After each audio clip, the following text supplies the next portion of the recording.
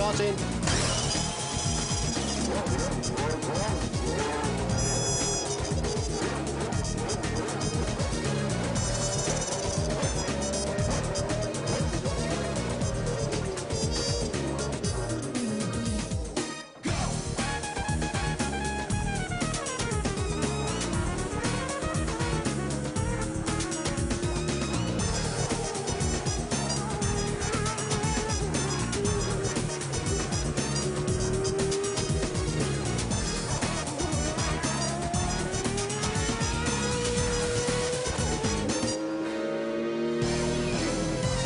Nous avions commencé tout à l'heure par une séance d'essai un peu spéciale sur le circuit Paul Ricard. On y revient pour la fin de ce Motors Legend consacré à quelques expériences mécaniques particulières.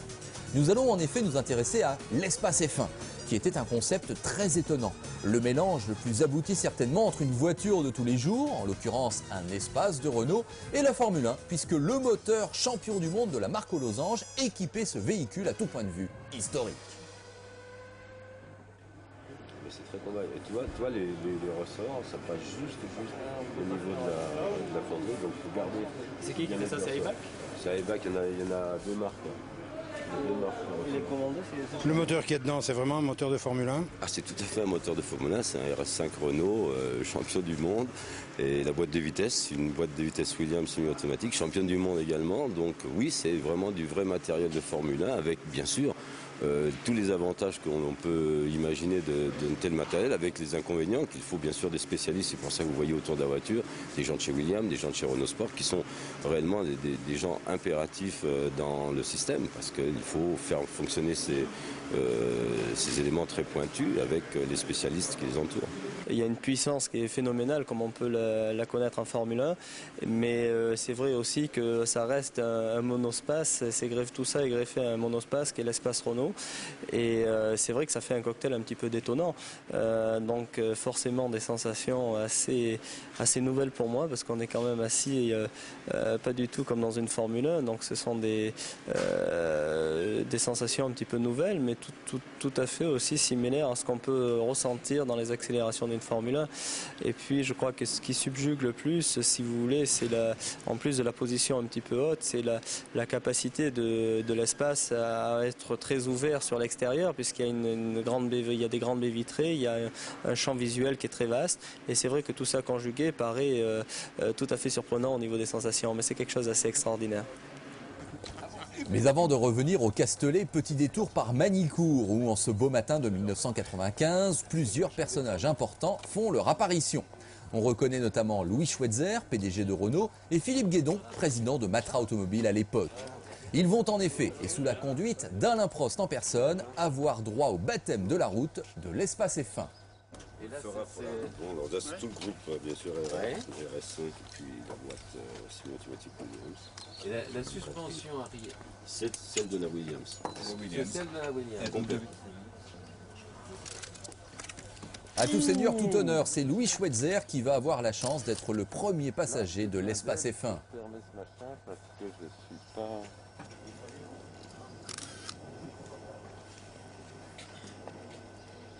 Le pilote en est donc le professeur et on retient quand même son souffle. Cette voiture est unique au monde.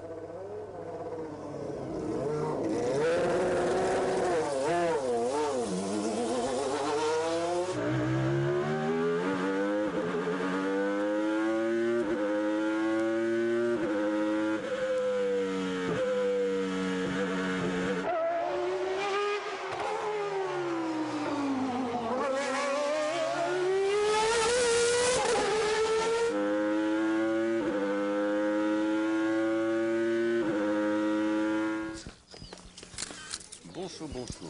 Heureusement qu'il fait. C'est quand même C'est pas plus chaud, non? Ah oui, non, c'est joli. Hein? C'est joli, oui. Non, c'est une extraordinaire bête. Ce qui est dommage, c'est qu'on ne puisse pas... On peut en faire une vingtaine, président, si vous voulez. Oui, et faire des courses d'espace F1. On peut imaginer quelque chose. C'est un grand plaisir parce qu'on a l'habitude de voir Alain Prost du bord de la piste et être à côté de lui dans une voiture conduite par lui, c'est quand même quelque chose d'extraordinaire et c'est quelque chose d'un peu inespéré. Alors parlons du véhicule. C'est plus, moins que ce que vous imaginiez ? D'abord, ce qui est une différence par rapport à ce que j'imaginais, c'est le sentiment d'extraordinaire stabilité ou de sécurité.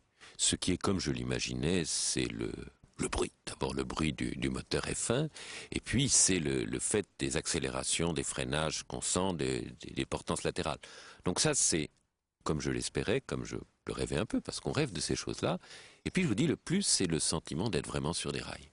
J'ai retrouvé le V10 exactement comme je l'avais laissé, c'est-à-dire au moment où on rentre dans la voiture, où le moteur se met en route, on a vraiment l'impression d'être dans une Formule 1. C'est ce qui est génial d'un côté pour moi. Ça fait maintenant plus d'1 an et demi que je ne suis pas remonté dans une voiture performante, une vraie voiture de course. Et là, j'avais vraiment l'impression de remonter dans une F1. Et comme je roule très souvent en espace, en voiture de fonction, c'est assez incroyable parce que quand on se met dedans, on a l'impression vraiment d'être dans l'espace. Il manque que l'autoradio. Et puis bon, avec le bruit, on n'entendrait pas très bien. Et le bruit, cette sensation fait que c'est assez extraordinaire pour des gens qui n'ont jamais conduit de voiture performante, qui ne connaissent pas ce que c'est la sensation non seulement du bruit, de l'ambiance, mais aussi, comme disait le président, des sensations en virage de côté physique, parce qu'il faut quand même travailler un peu. C'est une voiture qui est aussi relativement lourde, mais c'est assez incroyable.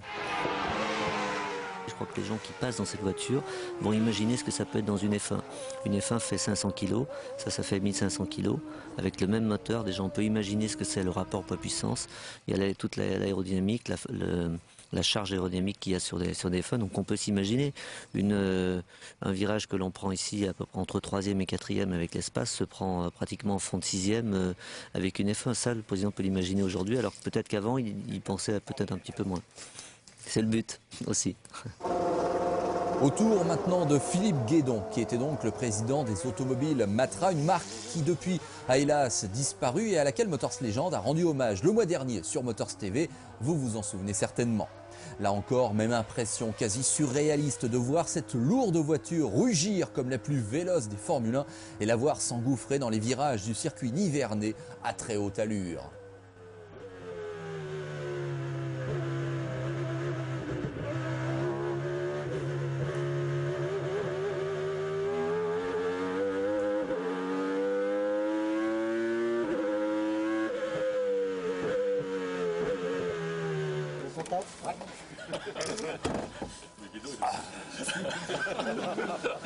Dur métier. Je pouvais pas m'empêcher de penser, vous savez, aux gens qui au début de l'espace disaient que c'était une camionnette. Le temps a passé, hein. Disons-le, en toute simplicité. Disons-le. C'est vrai, c'est formidable d'arriver c'est assez quand même stable, avec la masse de la bête. On voit aussi le progrès des pneumatiques, hein, c'est fantastique. On ne sait pas ce qui est le plus impressionnant, si c'est le talent du pilote, si c'est la puissance du moteur, ou si c'est la capacité générale de la voiture, mais le cocktail est redoutable et remarquable, et malgré que je sois dans l'automobile depuis fort longtemps, c'est quand même sans doute une des journées dont je me rappellerai dans les derniers jours de mon existence. Comme promis, retour maintenant au Paul Ricard pour la suite de ses essais de l'espace F1. On a les mêmes freins d'ailleurs, c'est Carbone Industrie qui nous font. Mais je veux dire, si, mais c'est en même temps, tu te rends pas vraiment compte, parce que c'est... Tu vois, t'es pas dans un train, bon, si, ça va effectivement... Non, c'est la scène avant, au moment où ça appuie, là, c'est 400, on est à plus de 400. Ce matin-là, c'est la crème de la presse française et internationale qui avait l'honneur d'être conviée pour aussi avoir droit à son baptême du feu. Les deux pilotes étaient donc Alain Prost toujours et Éric Bernard, lequel Bernard avait procédé au développement de cet étonnant concept et connaissait mieux que personne les limites de l'espace F1. Autant dire qu'avec ces deux professeurs, les sensations allaient être encore plus fortes qu'à Manicourt. Oh, c'est géant, hein. C'est géant. Fabuleux. Merci Gérard. C'est bien. Ah, géant. Bon, le début c'est un peu impressionnant quand on démarre là. Le premier virage, tu te dis oh putain, je vais pas tenir 2 tours comme ça parce que tu es un peu concentré. Ouais, et puis après, dès que tu arrives à la deuxième, enfin les petits tournants, ça c'est super. Après, tu as un tournant encore un petit peu comme ça où ça va vite. Et après, quand tu as la ligne droite, c'est extraordinaire. Vraiment, tu as l'impression qu'on pourra encore accélérer carrément vite. Tu vois, et décoller les... Ce qui est fantastique, c'est la vision que l'on a. Il y a une vision panoramique par rapport à la Formule 9. Ouais. C'est attaché, il n'y a aucun problème. Voilà. Alors on met la boîte de vitesse en route, la direction assistée. Et le plus dur, c'est de se faire pousser et mettre la première. On enclenche la première, on met un peu de gaz, ça devrait y aller. Et voilà. On va faire un peu attention parce que c'est un peu humide.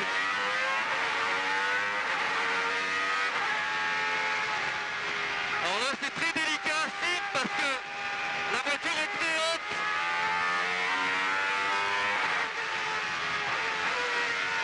Numéro 3, c'est en troisième. Par rapport à la F1, on rentre en 5.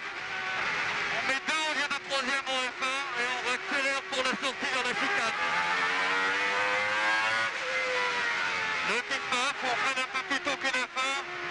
Et épingle gauche, où la voiture sonne beaucoup, se met sur 2 roues. Là, on est sur 3 roues. 2 roues, 3 roues, 2 roues, on fait accélération. Ménage sur le col de la tour.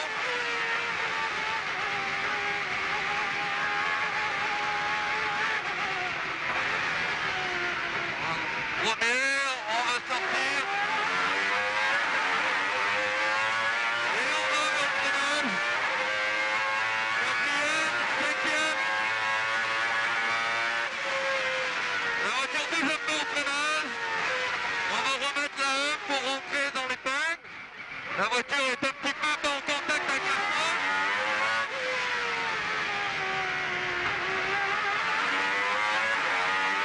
Et la ligne droite. 4, 5e, 6e.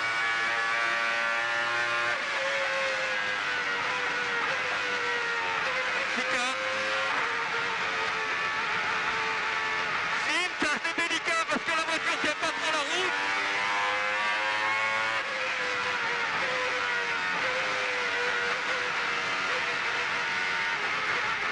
La voiture est très lourde dans l'épingle gauche. Elle nous emmène sur l'extérieur. Le pit-baf.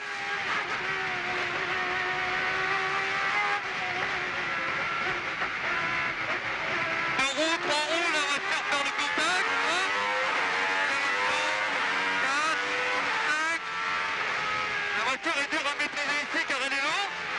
Le deuxième, gauche de la tour, un coup d'accélération. Freinage, première et accélération de nouveau. 10 gaz, 5 gaz.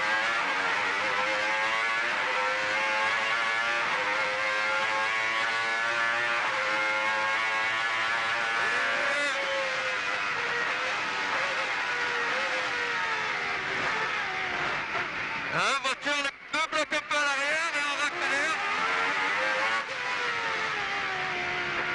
Et petit deux roues.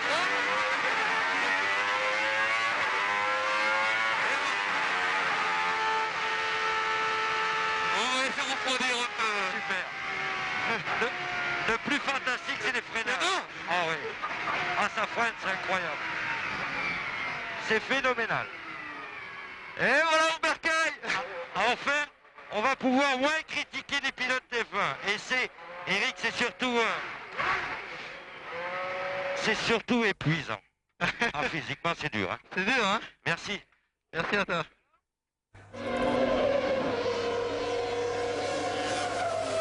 Celui qui allait être le dernier passager de l'espace F1 n'était autre que Frank Williams.